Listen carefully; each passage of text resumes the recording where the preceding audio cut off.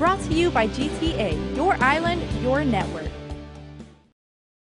The claims date back to a marathon hearing on Monday in which hospital employees and management pleaded for a permanent funding source to cure chronic budget shortfalls. Speaker Benjamin Cruz listened as GMH administrators testified that a lack of money is threatening accreditation. Their representations to us has always been it's funding, it's funding, it's funding.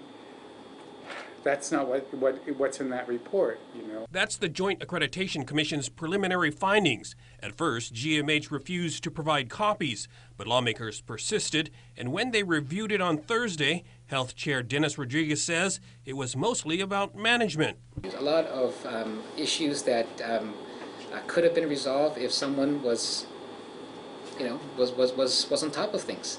A copy of the report does show the hospital was cited in many instances for a lack of follow-up.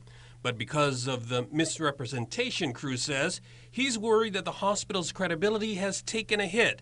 This just as he and others were ready to commit to an unpopular increase in taxes.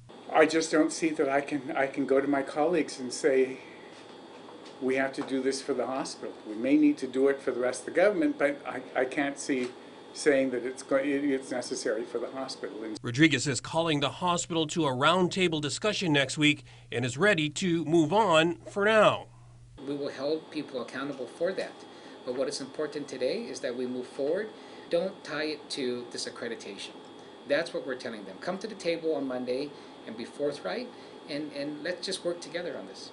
Hospital Administrator Peter John Camacho acknowledges there are management issues related to the findings, but says that shouldn't detract from the root cause, which has been a lack of funding for many years now. He was also critical of the senators for releasing the report findings, which were provided with the understanding they were privileged and confidential. He says the disclosure could expose the hospital to future litigation.